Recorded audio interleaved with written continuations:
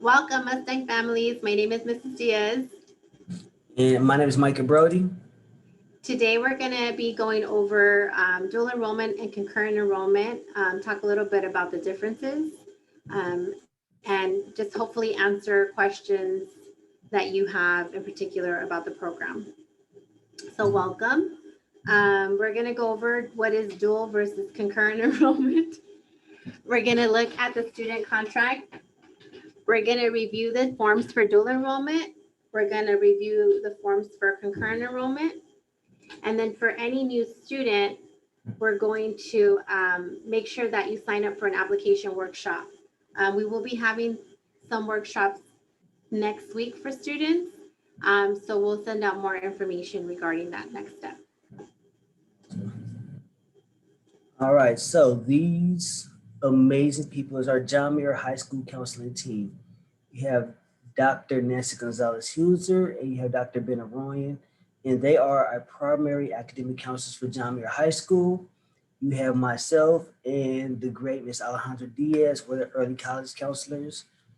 And we also help a little bit with academics, but we mainly deal with the PCC dual enrollment and early college program. Here we have our support staff. We have Miss Connie Martinez, who oversees our College and Career Center. Then we have Miss Selena Galvez, who is our dual enrollment advisor. So she really is here to help and support all of our dual enrollment students. Miss Selena also runs our PCC tutoring after school. So students who just need additional help with the PCC course or clarification on an assignment, Miss Selena has drop-in tutoring time for that. And then we have Miss Nadia, who is a PCC counselor. She teaches our Counseling 12, 10, and 17 course. So the Counseling 12 course is the Personal Growth and Development. Counseling 10 is Intro to College, and Counseling 17 is Career Exploration. She usually teaches all of our ninth graders in our dual enrollment program. And she runs our girls group. Yeah, Miss Nadia also runs our girls group, so we're really happy to have her. And also Miss Connie and Miss Nadia are Muir alums, so it's always great to have alum on. Yeah, as in myself and Ms. Diaz, we're both Muir graduates too. So just kind of want to talk a little bit about ways for students to earn college credit. A lot of times the term dual enrollment and concurrent enrollment are used interchangeably, but there are some differences. So we want to make sure that you are aware of what those differences are. So dual enrollment is part of our early college program. What that means is that the students take the college class during their high school day. It's one of the periods on their high school schedule. The students do not need to go to PCC to take the courses. The professors come to our campus, which is known as PCC Northwest. They come to our campus to teach students during the day. The students do not pay any fees for books, materials, or any of that. The student receives both high school credit and college credit. So they'll have the grade posted on their high school transcript and then the grade posted on their college transcript. Another unique thing about dual enrollment is that it is comprised of all high school students. So students are in the classes with their peers, and it's, kind of the group of high school students only. The other thing is that students are automatically enrolled in the course. Yes. The students don't have to register themselves. We will go ahead and register them for those classes. Of course, making sure that we have all the appropriate paperwork and on hand. And then the last thing that's really important is Mr. Brody and myself, we communicate with the instructors. So we really serve as a support and as a liaison between the student, the instructors, and the parents.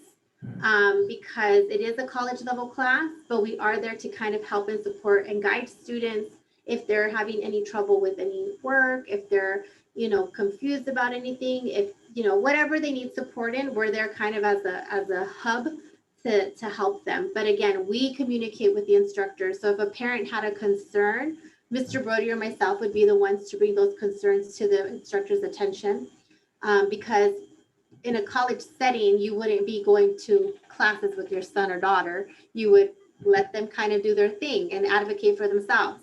One of the things about our program is we teach them self-advocacy skills, but at the same time, we're helping them learn those skills throughout the program. Yes.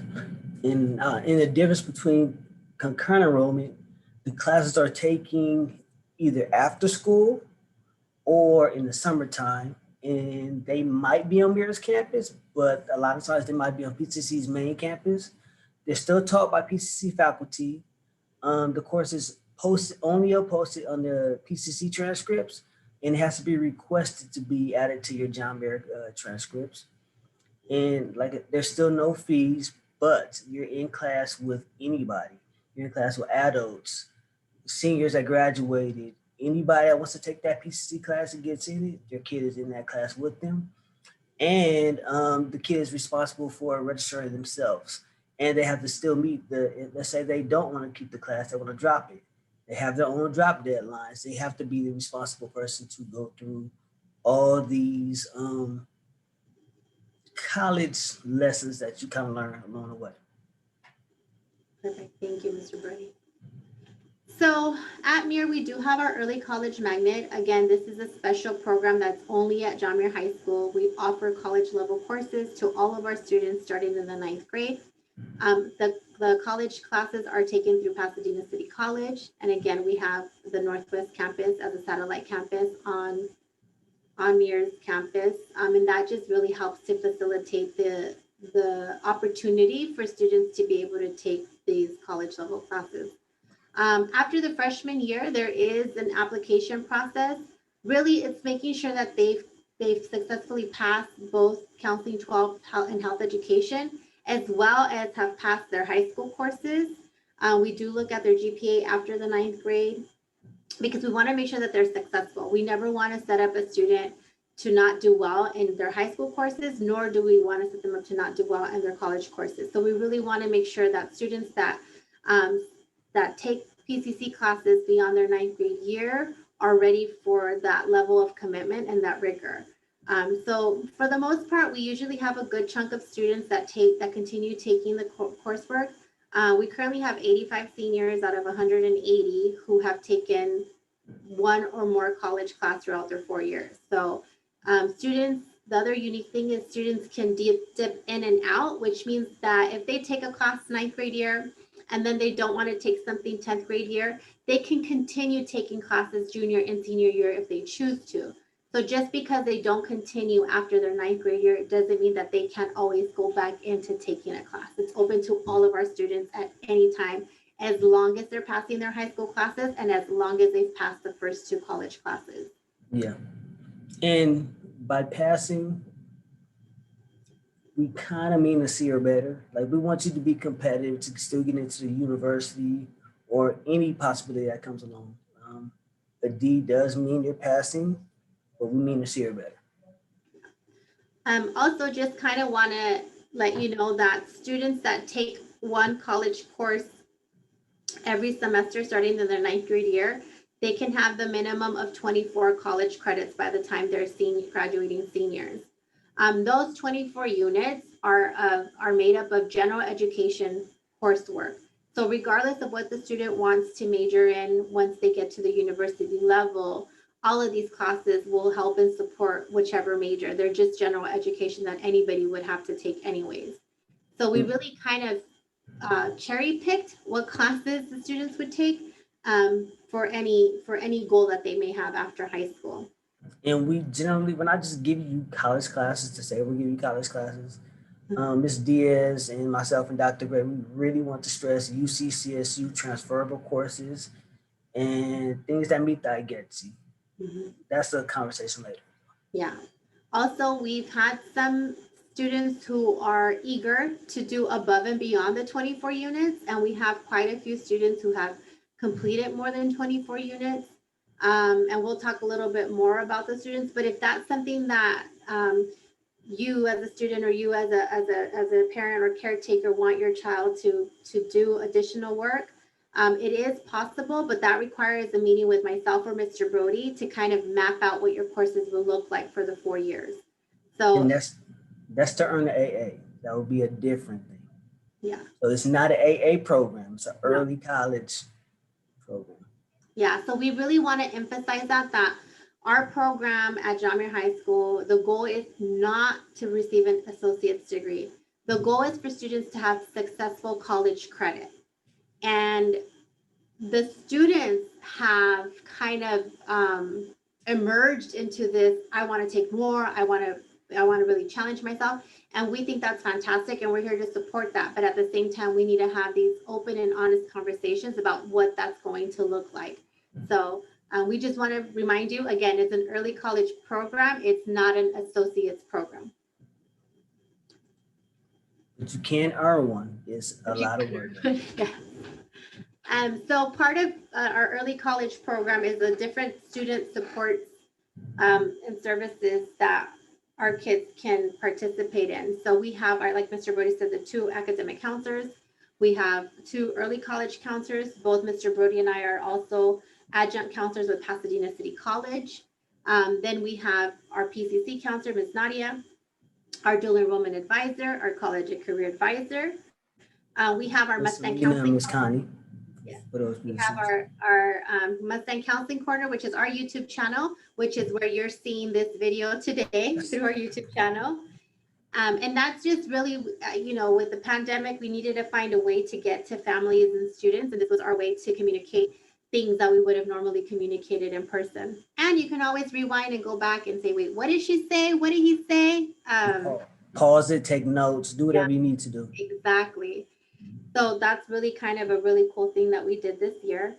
On Mondays, students have what we call early college seminar, and this is where they'll get additional resources and supports. They'll develop their 4-year plan with Dr. Huser and Dr. Royan. And we also do, the counselors, we go in there to do college and career workshops and lessons plans.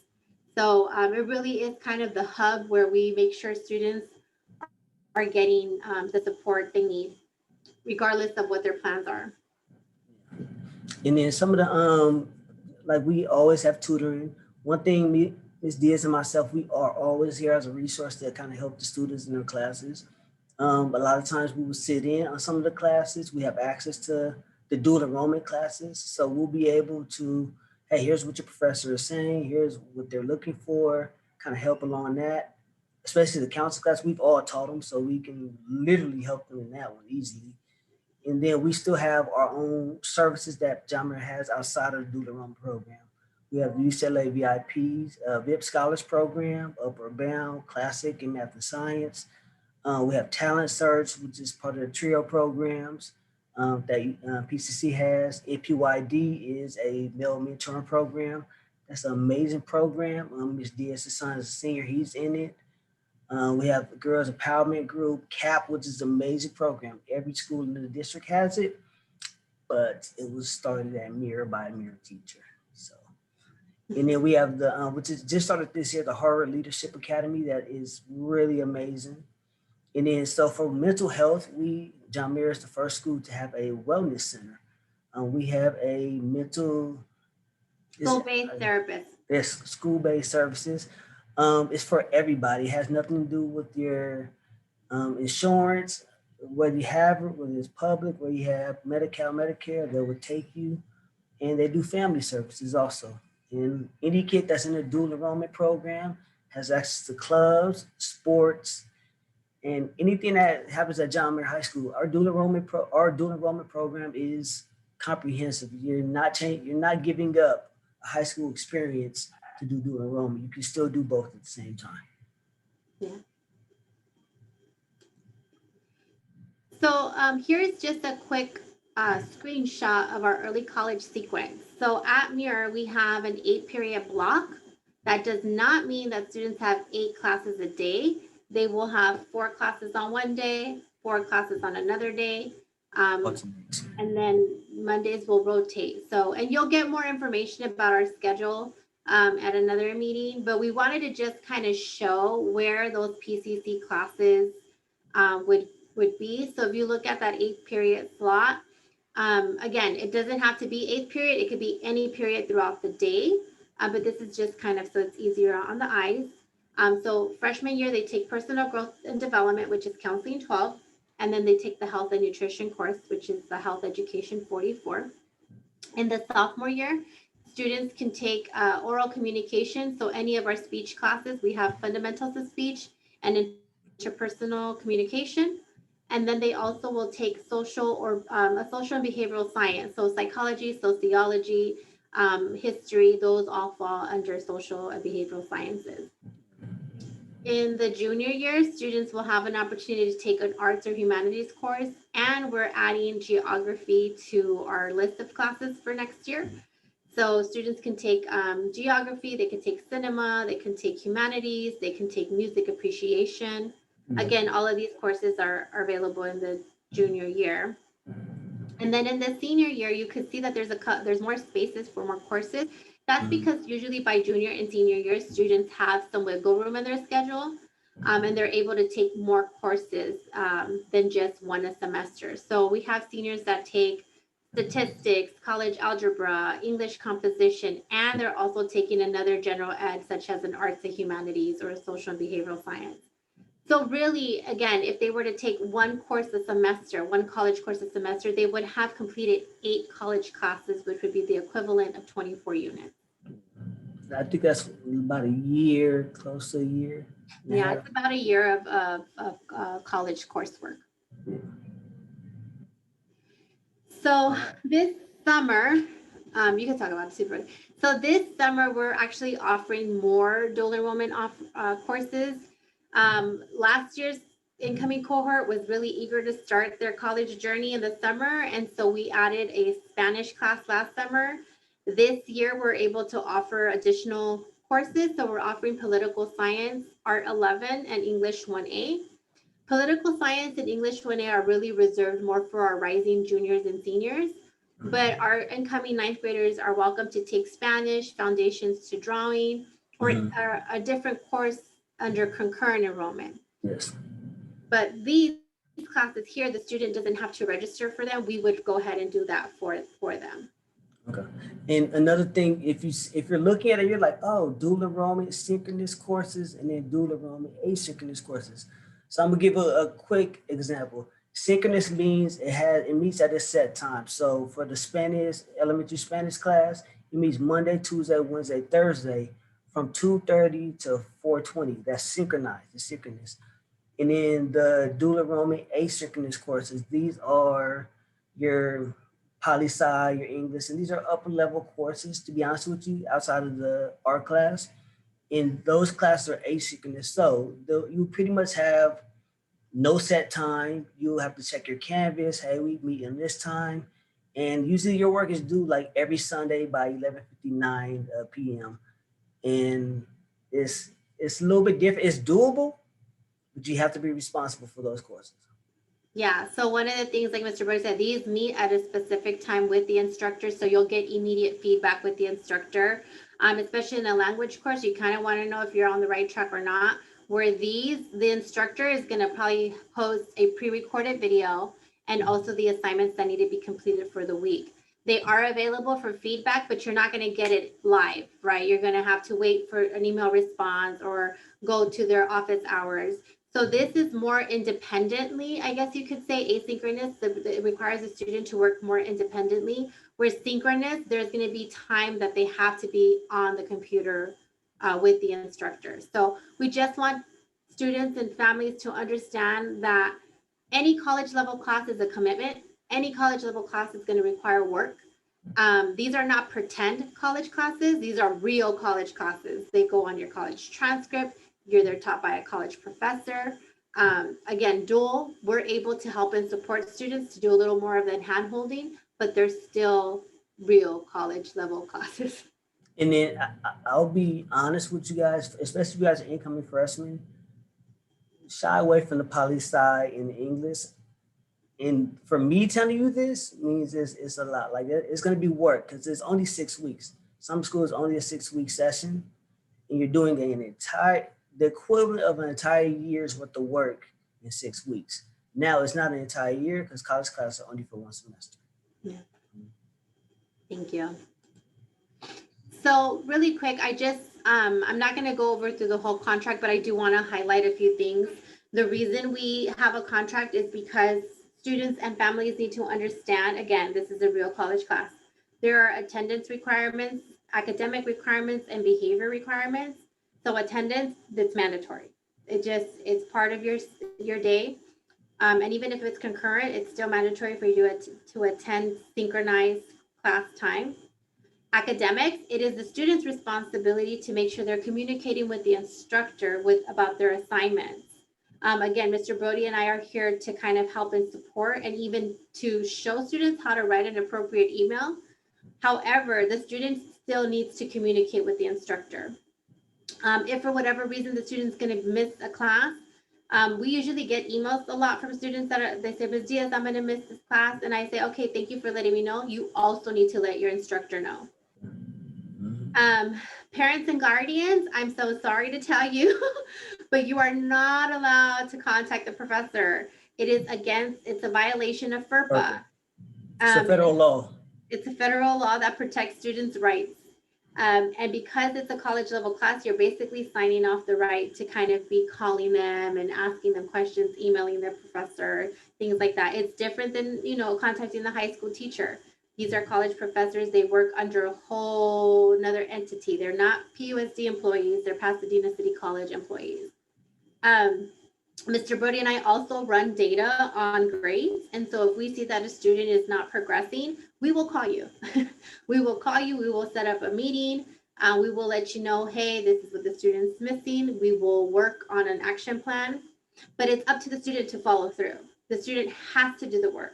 Because if the student continues to have a D or an F, then we're going to look at different options such as dropping or doing a pass, no pass grade. So although we have these protections in place or safeguards, thank you, Mr. Brody, safeguards in place, we've had, students who wait to the last minute and then it's just overwhelming. So we try to avoid those situations. And so this is really important to understand is that dropping a class before it impacts their college transcript is what Mr. Brody and I try to, avoid that they get any bad marks on their college transcript. Yeah, and on the dual side, we're gonna do everything possible to make sure that doesn't happen and that it won't affect their college financial aid. But on the concurrent side, you have to be responsible, and we really try and push you. You have to self-advocate. You have to speak to your teachers. You have to let them know what's going on. They're humans. They would work with you, but you got to say something. You got to sound alarm. You cannot wait. And then the behavior requirements in class, just maintain appropriate behavior. When we are on campus, you do have to abide by our high school rules and PCC's discipline policies. Any classroom rules that your instructor has, you must follow. And then just self-respect for you and respect for your peers and your instructor. And then there's a spot for you, the student and the parent or guardian to sign. And then, we kind of keep it here. So in case we have any questions, we can always refer back to it. So now we're going to get down to the nitty gritty of everything. So we talked about dual enrollment and concurrent enrollment and a little bit how they're different. There's also different forms that go with it. Actually, let me advance a little bit, Mr. Brody, and then we'll come back to this part right here. So for dual enrollment, you're going to need the PCC online application. So you have to apply to be a PCC student. Now, if you're already in dual enrollment and you're currently taking a class, so right now we're in spring 2021. If you're taking a spring 2021 class, you don't need to redo an online application. You are good to go. And if you already have a dual enrollment class, you probably already have the approval form, the technology form, and the student contract. So you don't need anything. You just need to let us know you want to be in that class and you will be automatically enrolled. If you're a new student, you do need to go ahead and complete a current online application for the term that you want to attend. So for this upcoming term, it's summer 2021. So you want to make sure that you complete the summer 2021 application. You will need to do the dual enrollment approval form, the technology release form, the contract, and then once all of those forms are received, you will be automatically enrolled in the course. I'm gonna stop you real quick. So parents and students, when you're doing your PCC online application, you're gonna do it's a part. They're gonna ask for an OpenCC account.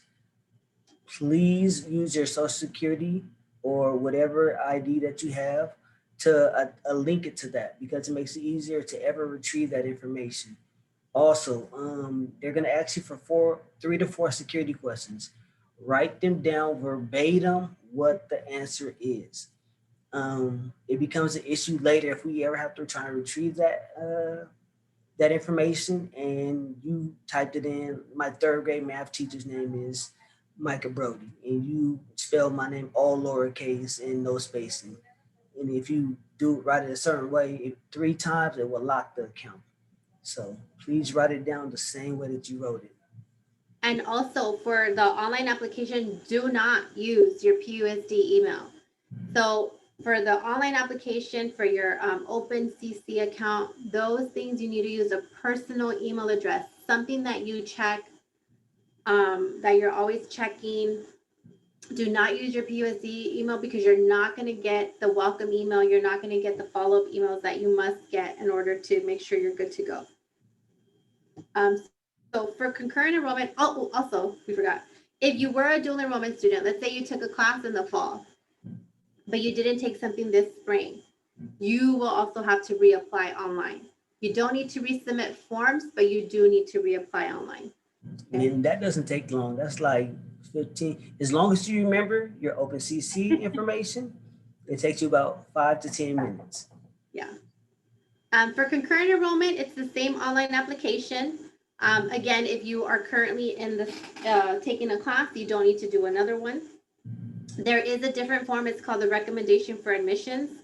It asks to list up to 2 to 3 classes. You still need the technology release form. There's a medical consent form, and then there's a student contract. The other thing that's really important for concurrent enrollment is you are responsible. You, the student, are responsible for registering for the course. So you will have a specific date that you have to register by or start registration, and you have to be the one to enroll in the class. We will not be the ones doing that for you.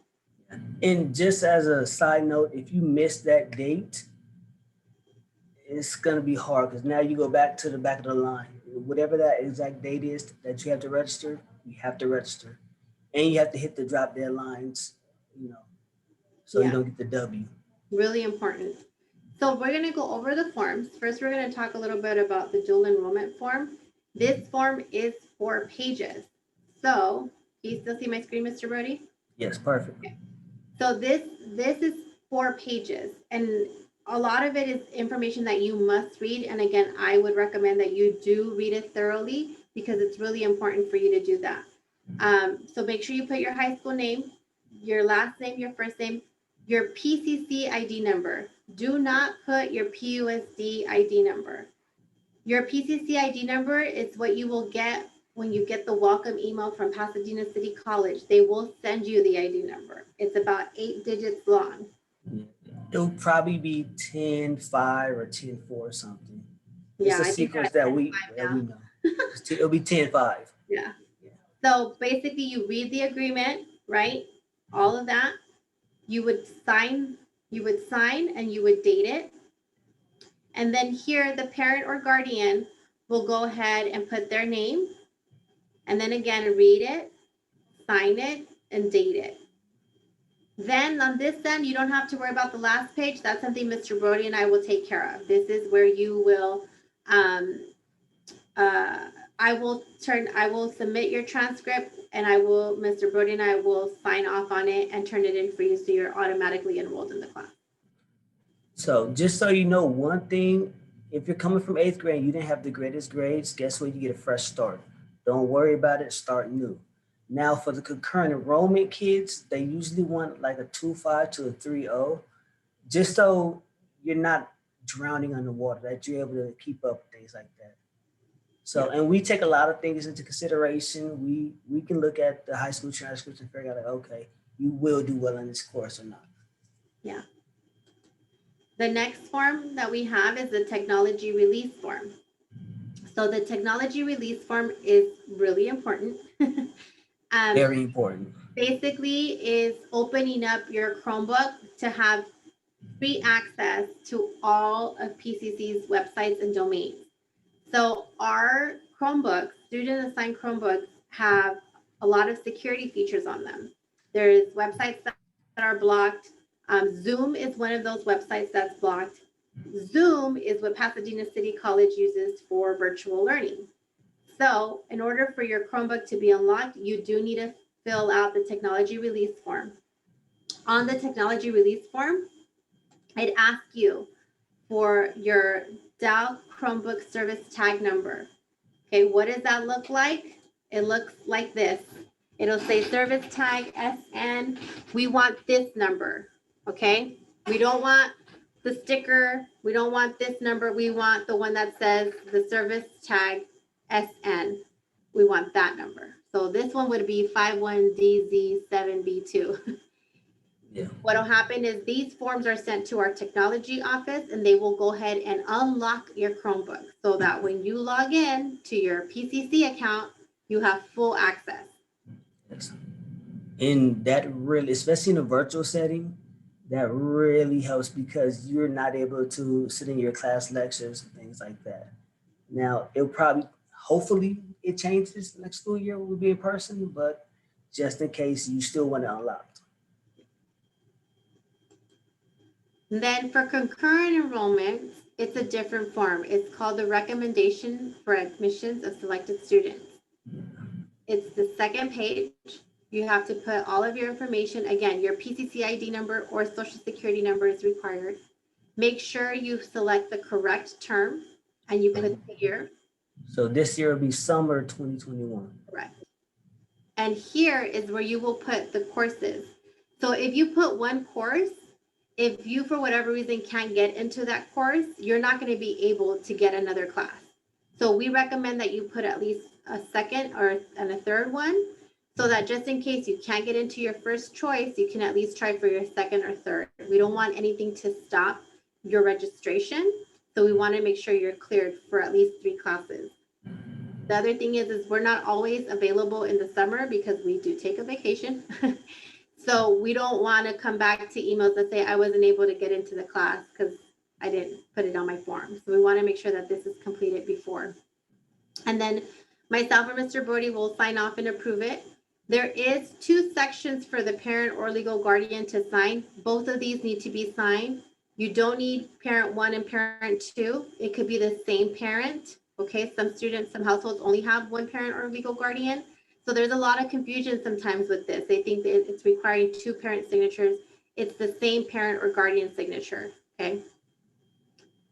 The next form for concurrent enrollment is the medical consent. Again, students that are 18 years or younger, they have to have the minor authorization form. So this is a must every single time. Yeah. So with dual enrollment, you sign the form once and it's good for 4 years. With concurrent enrollment, you have to fill out both of these forms every time you take a concurrent enrollment class. And it's really not that much once you get used to it. Yeah. But they're important that we have the right forms. We went through the medical consent. Medical release form. And then we already talked a little bit about what are the forms that you need to enroll. And then so next step. So we did have an application workshop yesterday, which was Thursday, May 13th. Today is Friday, May 14th. So you might also miss the Friday workshop. We will work with PCC to put together additional workshops for next week, and I will send out that information. However, there is on our YouTube channel, we have a PCC application video. So if you've missed yesterday's or today's, you can always go to our YouTube channel and go to the PCC application workshop video. Did you want to say something, Mr. Brody? And like, I think we might be doing it again this summer, but last summer we did a lot of workshops throughout the summer on getting the kids' PCC application done. That way it's less of an issue when school starts. So I strongly advise you, parents, guardians, students, let's get this process done. That's one less thing you got to deal with in the fall. And it makes school really easy, especially if you already have your Lancer point and your account activated, things like that. It becomes more of a breeze. Yeah. So once these forms are complete and you've done the application workshop, which means you submitted an online application, you would send them to myself and I will go ahead and get them processed through admissions and records. You're welcome to send them to Mr. Brody too. But I'm just gonna send them to her at this point. So we want to make sure these get ready to go. So again, dual enrollment steps: create your California Community College account. These flyers are all clickable. So once you click on it, it'll take you directly to the link. You're going to apply to PCC for the current term. For dual enrollment, you're going to complete those 2 forms. Then once you receive your welcome email, you're going to activate your Lancer point. It's going to have your user ID number, your user name and your PCC ID number. Yeah. Once Please you do write this, down your passwords. Write down your passwords. Yes, write down your security questions. Once you activate your Lancer point and you're enrolled in the course, make sure to check your PCC canvas. Mr. The Brody. red can. Go ahead, Mr. Brody. Oh, one thing, Jamir and PUSD, we all use Canvas, but you have to look at the side toolbar. If it's the blue canvas, that's your Jamir canvas. That's not the one we need. You need to see the red canvas toolbar with the PCC logo. That's the right canvas, okay? Yeah, so double check that's that a you're big in the right misunderstanding. canvas. If you have additional questions, we do have Ms. Connie and Ms. Selena that are available for one-on-ones for support, as Mr. Brody and myself are as well. Concurrent enrollment, again, very similar. The only difference is the type of forms you're going to turn in for approval. It's the recommendation for admissions and medical release. Yep. So we want to really highlight some of our students because I think they're the ones that can speak volumes of the program with their accomplishments. And so this is a picture of Kennedy, who is currently a junior. She has been taking classes through PCC since 9th grade, and she's been doing both dual enrollment and concurrent enrollment. She's actually going to be, or she is, our first AA recipient. She actually already received her cap and gown, so she's petitioned for graduation, and she will be getting her associates in natural sciences. Basically, she is getting her associates before she even gets her high school diploma. Yes, So, she's amazing. Yeah. Amazing. So Kennedy, goal is to go to Johns Hopkins and become a physician. That's her overall goal, and so we're here and happy to support her in her academic and career endeavors. But we're really proud of Kennedy. I wish I had like little confetti to to put out in the what is it, in the screen. Oh, there it is. Oh, you got it. Mm-hmm. Then we have Langston. Langston is currently a sophomore. He actually started taking classes this summer before he started high school. Since Langston was in the Mandarin dual language immersion program in middle school, he continued to take Mandarin and Mandarin through PCC, and he's also taking Chinese calligraphy. So he has taken those classes in addition to all of his high school classes and in addition to the rest of his general education coursework. Yeah. He'll be finishing up his general education classes this upcoming fall, and then he's going to concentrate on working on his major requirements to get his associates in humanities. So we're really excited. Langston's already being recruited by Princeton. I can't remember what the other ones. What was it, Brody? Drake, Dartmouth. Yeah, they're already recruiting him. One, he's phenomenal on the field, but he's also a strong scholar athlete. So we're very, very proud of Langston. Yeah. So some more student highlights. These are just some students that have completed above and beyond the coursework. Some of these students are 10th graders, 11th graders, seniors, but we're really proud of them and all of the things that they've accomplished at MUIR and through PCC. So we just kind of wanted to show you some more names with numbers.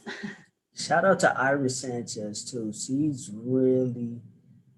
in a great program too. She could have had the AA. She just didn't want to do it. Yeah. She has big things ahead. Well, I'm kind of shy of her AA, but she's ready to rock and roll. She'll be attending UCLA in the fall, pre-med major. And then these are just some pictures to highlight our dual enrollment program as a whole.